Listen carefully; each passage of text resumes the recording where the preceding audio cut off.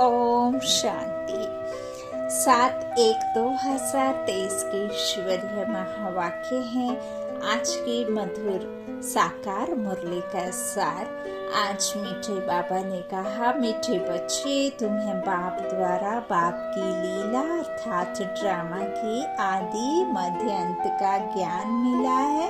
तुम जानते हो अब यह नाटक पूरा होता है, हम घर जाते हैं। प्रश्न है मुरली का, स्वयं को बाप के पास रजिस्टर कराना है तो उसके लिए कौन सा कायदा है? उत्तर, बाप के पास रजिस्टर होने के लिए एक बाप पर पूरा बलि चढ़ना पड़ता, दूसरा अपना सब कुछ भारत को स्वर्ग बनाने की सेवा में सफल करना होता, तीसरा संपूर्ण निर्विकारी बनने का कसम उठाना पड़ता और फिर रहकर भी दिखाना होता। ऐसे बच्चों का नाम ऑलमाइटी गवर्नमेंट के रजिस्टर में आ जाता है। उन्हें नशा रहता है कि हम भारत को स्वर्ग राज स्थान बना रहे हैं। हम भारत की सेवा के लिए बाप पर बलि चढ़ते हैं। गीत है ओम नमो शिवाय, ओम शांति। जिसकी महिमा में यह गीत है वही बैठकर अपनी रचना की महिमा सुनाते हैं, जिसको लीला भी कहा जाता है। लीला कहा जाता है नाटक को और महिमा होती है गुणगान की। तो उनकी महिमा सबसे न्यारी है। मनुष्य तो जानते नहीं, बच्चे जानते हैं कि उस परम पिता परमात्मा का ही इतना गायन है, जिसकी शिव जयंती भी अब नजदीक है। शिव जयंती के लिए यह गीत भी बहुत अच्छा है। तुम बच्चे उसकी लीला को और उनकी महिमा को जानते हो, बरोबर यह लीला है। इसको नाटक ड्रामा भी कहा जाता है। बाप कहते हैं कि देवताओं से भी मेरी लीला न्यारी है। हर एक को अलग अलग लीला होती है ना? हर एक की होती है अलग अलग लीला, परमात्मा कहते हैं। तो जैसे गवर्नमेंट में प्रेसिडेंट का, मिनिस्टर का मतवा, चीफ मिनिस्टर का अलग अलग है ना। अगर परमात्मा सर्वव्यापी होता तो सबकी एक एक्ट हो जाती। सर्वव्यापी कहने से ही भूख मरे हैं। कोई भी मनुष्य ना बाप की अपरंपार महिमा को जानते हैं। जब तक बाप को ना जाने तब तक रचना को भी जान ना सके। अभी तुम बच्चों ने रचना को भी जाना है। ब्रह्मांड सूक्ष्म बतन और मनुष्य सृष्टि का चक्र बुद्धि में फिरता रहता है। यह है लीला अथवा रचना के आदि मध्य अंत की नॉलेज। इस समय दुनिया के मनुष्य हैं नास्तिक, कुछ भी नहीं जानते और गप्पोड़े कितने लगाते हैं। साधु लोग भी कॉन्फ्रेंस आदि करते रहते हैं। विचारों को यह पता ही नहीं कि अब नाटक पूरा होता है, अभी कुछ टच होता है, जबकि नाटक पूरा होने को आया है। अभी सब कहते हैं राम राज्य चाहिए। कृष्ण के राज्य में ऐसे नहीं कहते कि नया भारत हो। अभी बहुत दुख है तो सभी आवाज करते हैं कि हे प्रभु दुख से छुड़ाओ। कलयुग अंत में जरूर जास्ती दुख होगा। दिन प्रतिदिन दुख वृद्धि को पाता जाएगा। वह समझते हैं सभी अपना अपना राज्य करने लग पड़ेंगे, परंतु यह विनाश तो होना ही है, यह कोई नहीं जानते। तुम बच्चों को कितनी खुशी में रहना चाहिए। तुम कब किसको भी कह सकते हो कि बेहद का बाप स्वर्ग का रचता है, तो बच्चों को भी स्वर्ग की बादशाही होनी चाहिए। भारतवासी खास इसलिए याद करते हैं, भक्ति करते हैं, भगवान से मिलने चाहते हैं, श्री कृष्णपुरी में जाने चाहते हैं, जिसको ये स्वर्ग कहते हैं। परंतु यह नहीं जानते कि सतयुग में ही श्री कृष्ण का राज्य था। फिर अभी यह कलयुग पूरा होगा, सतयुग आएगा, तब फिर श्री कृष्ण का राज्य होगा। यह तो सभी जानते हैं कि शिव परमात्मा की सभी संतान हैं। फिर परमात्मा ने नई सृष्टि रची होगी तो जरूर ब्रह्मा के मुख द्वारा रची होगी। ब्रह्मा मुख वंशावली तो जरूर ब्राह्मण कुल भीषण होंगे। वह समय भी संगम का होगा। संगम है कल्याणकारी युग। जब परमात्मा ने बैठ राजयोग सिखाया होगा। अभी हम हैं ब्रह्मा मुख वंशावली ब्राह्मण। बाकी तुम कहेंगे हम कैसे माने कि ब्रह्मा के तन में परमात्मा आकर राजयोग सिखाते हैं, है ना? मूंझते हैं कि नहीं मूंझते? तो तुम भी ब्रह्मा का मुख वंशावली बन राजयोग सीखो, तो आपे ही तुमको भी अनुभव हो जाएगा कि किस तरह से हम परमात्मा के बच्चे ब्रह्मा मुख वंशावली बने हैं, ब्राह्मण आत्मा, है ना? तो अनुभव ही तो बताएगा कि सच और झूठ में अंतर। तो इसमें बनावट की व अंधश्रद्धा की कोई बात ही नहीं। अंधश्रद्धा तो सारी दुनिया में है। इसको भी खास भारत में गुड़ियों की पूजा बहुत होती है कि नहीं? इस समय गुड़ियों की पूजा, हाँ? अंधश्रद्धा बाबा कह रहे बहुत है दुनिया में। इसमें भी खास भारत में गुड़ियों की पूजा बहुत होती है।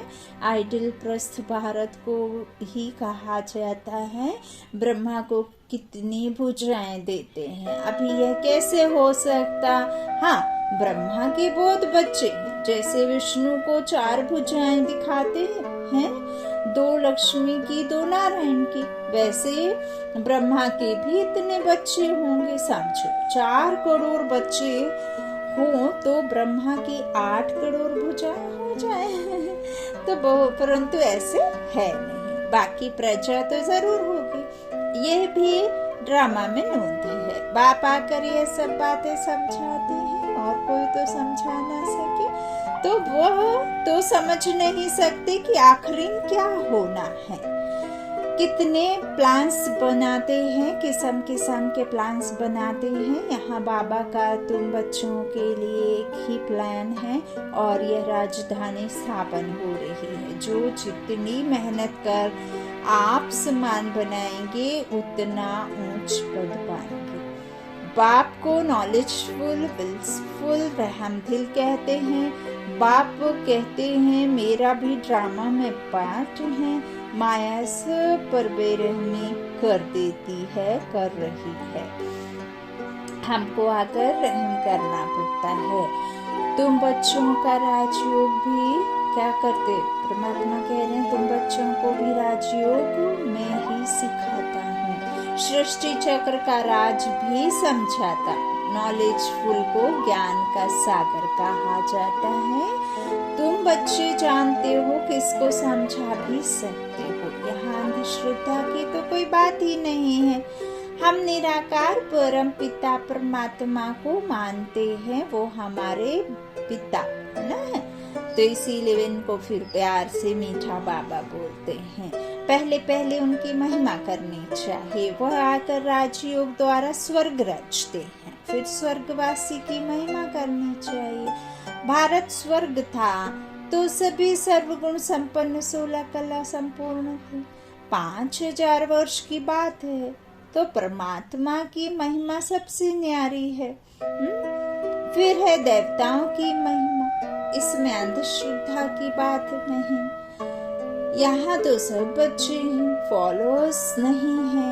यह तो फैमिली है ना। और जगह आप जाएंगे तो वहाँ फॉलोअर्स कहे जाएंगे। यहाँ तो हम एक पिता की संतान, आपस में भाई भाई, एक फैमिली, आपस में भाई बहन है ना। विश्व एक परिवार है, क्योंकि एक पिता की संतान है। छोटे छोटे परिवार नहीं बल्कि एक परिवार है। तो इस तरह से हम ईश्वर की फैमिली हैं। असल में तो हम सब आत्माएं परम पिता परमात्मा के बच्चे हैं, तो फैमिली हुई ना। वह निराकार फिर साकार में आते हैं। इस समय वह वंडरफुल फैमिली है। इसमें संशय की बात ही नहीं। शिव की सभी संतान है। प्रजा पिता ब्रह्मा की संतान भी गाए हुए हैं। हम ब्रह्मा कुमारियां हैं। नई सृष्टि की स्थापना हो रही है ना। बाबा क्या कह रहे हैं? पुरानी सृष्टि सामने है, पहले तो बाप की पहचान देनी है। ब्रह्मावंशी बनने बगैर बाप का वर्षा मिल न सके।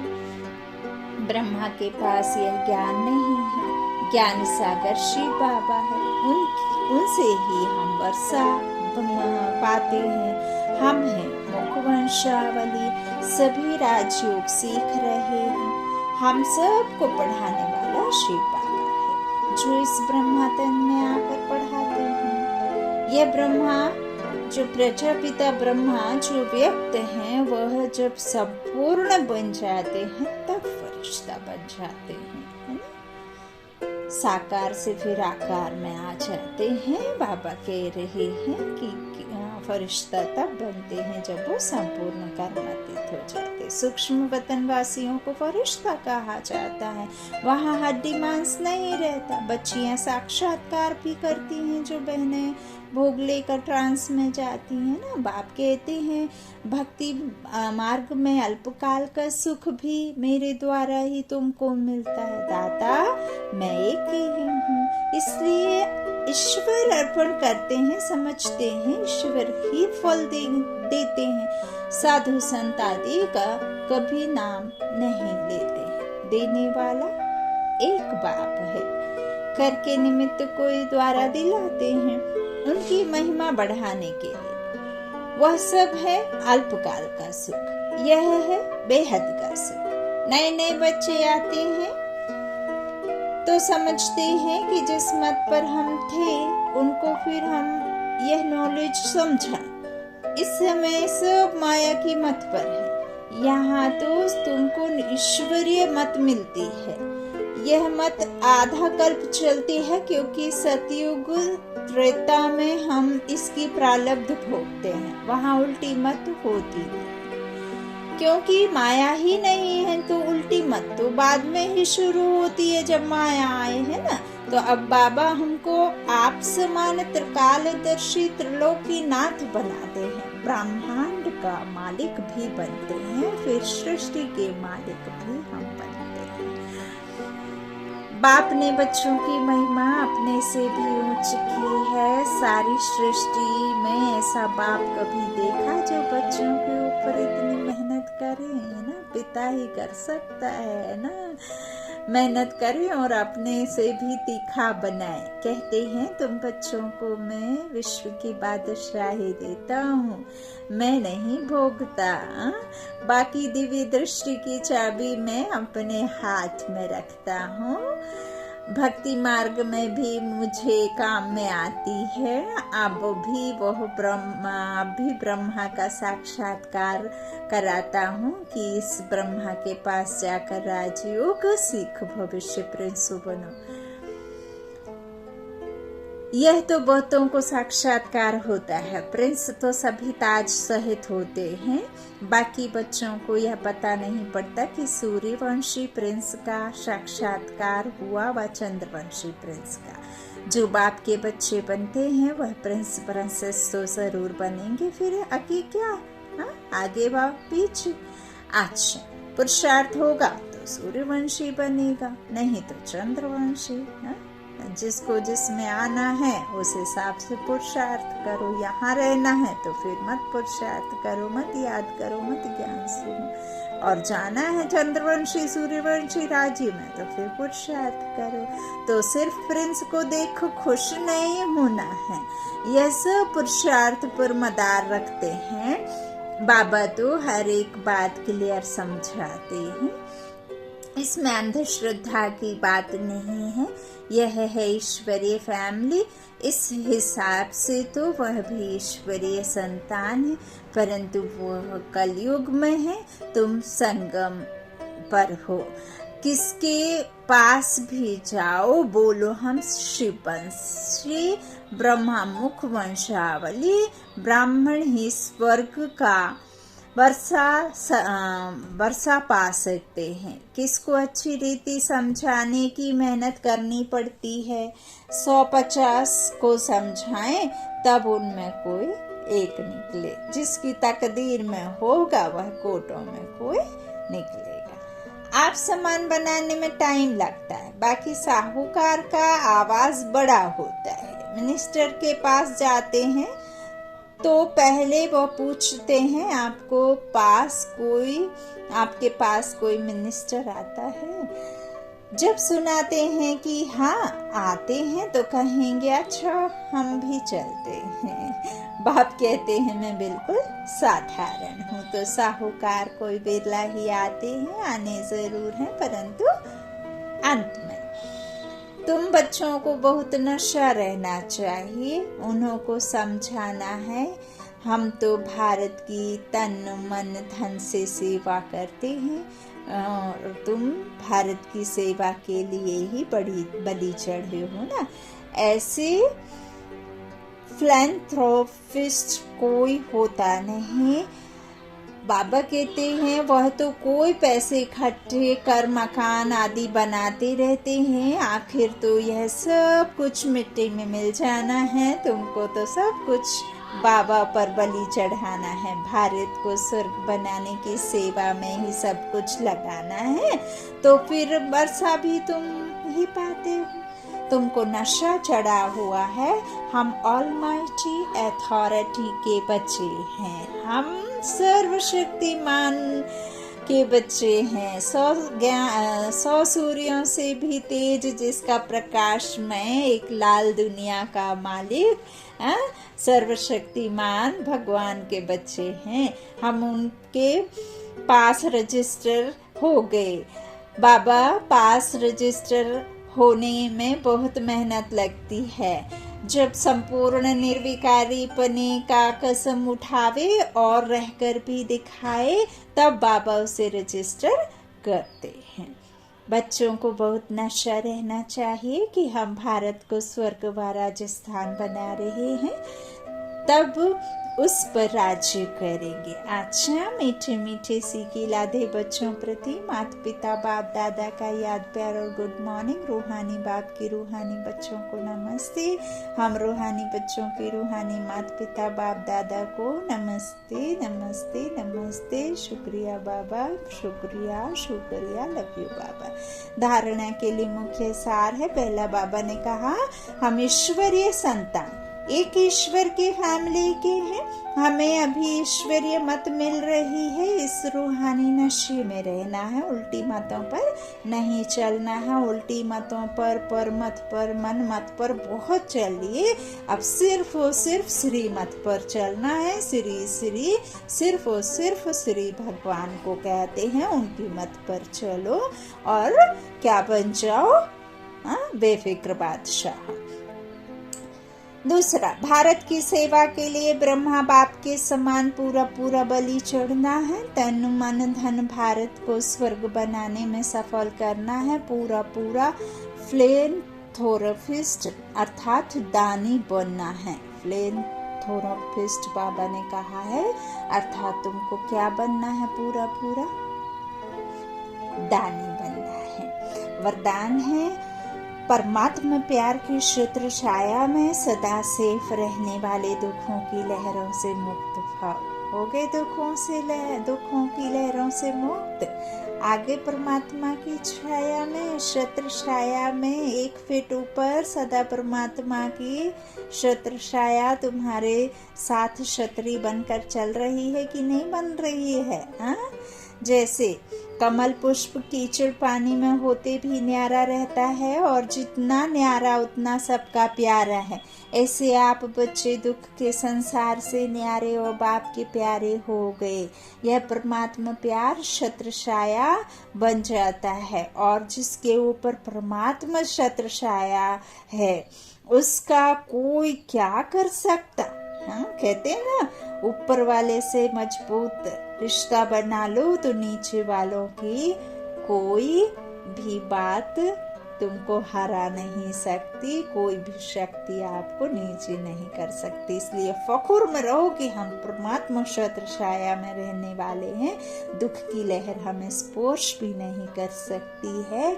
हमारे ऊपर तो उसकी नजर पड़ी है जिसकी नजर से हम निहाल हो गए हैं। अच्छा स्लोगन है, जो अपने श्रेष्ठ चरित्र द्वारा बाप दादा तथा ब्राह्मण कुल का नाम रोशन करते हैं वही कुल दीपक हैं। जो अपने श्रेष्ठ चरित्र द्वारा बाप दादा तथा ब्राह्मण कुल का नाम रोशन करते हैं वही कुल दीपक हैं। अच्छा ओम शांति। शुक्रिया बाप दादा, शुक्रिया आप सभी भाई बहनों के स्नेह का, प्यार का।